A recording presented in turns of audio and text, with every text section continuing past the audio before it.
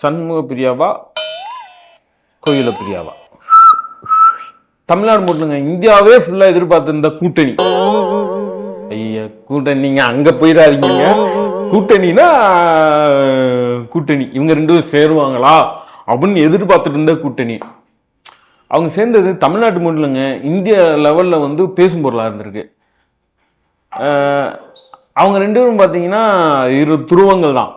கிட்டத்தட்ட 40 வருஷத்துக்கு மேலே எதிர்பார்த்துருந்தா 1981 லாஸ்ட்டாக அவங்க ரெண்டு பேரும் ஸ்க்ரீனில் வந்து ஷேர் பண்ணியிருந்தாங்க. திருமூரில் ரஜினி சார் படத்தில் கமல் சார் கெஸ்ட் அப்பியரன்ஸ் பண்ணியிருந்தாரு.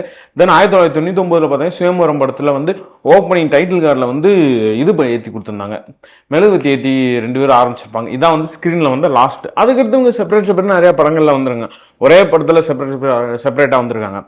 ஆனால் இப்போது அவங்க ரெண்டு சேர்ந்துருக்கிறது பார்த்தீங்கன்னா இந்தியா லெவலில் ட்ரெண்டிங்காக போயிட்டுருக்கு. ஏன் அப்படின்னு பார்த்தீங்கன்னா இரு துருவங்கள் தான் அவங்க ரெண்டு பேருமே. ஒருத்தரோட மார்க்கெட்டு நினச்சாலே இங்கே தலை சுத்தம். ரஜினி சார்ன்றவரோட மார்க்கெட்டே வந்து இங்கே களைகட்டும் வைங்க, படம் பேர் அனௌன்ஸ்மெண்ட் பண்ணதுலேருந்தே. தென் உலகநாயகன் கூட சேர்ந்தா சொல்லவா வேணும். இந்த கூட்டணி 26 எலெக்ஷனில் அந்த கூட்டணி இந்த கூட்டணி ஜெயிக்குமா ஓகே, அதெல்லாம் விட்டுங்க, அதான் அரசியல்.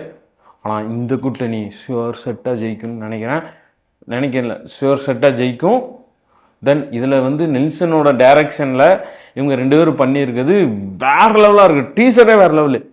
இதில் நம்ம அனிருத் வேறு பீத்தவன் ஓகே, மியூசிக் வந்து பீத்தவன் இசை பீத்தவன் சம்திங் எங்கேயோ நம்ம கேள்விப்பட்டிருக்க மாதிரி இருக்குன்னு வைங்களேன். அது யார்? பப்பி லகரி நான் தேடுறேன். நீங்கள் இந்த மாதிரி cinema mattress, cinema details, cinema பற்றி பேசணுன்னா இனிமேல் இந்த சேனல் பக்கம் வாங்க, இந்த சேனலை சப்ஸ்கிரைப் பண்ணிக்கோங்க. இனிமேல் பார்த்துட்டே இருக்கலாம். நான் போய் அந்த பப்பி லகரி யாருன்றதை பார்த்துட்டு வந்துடுறேன்.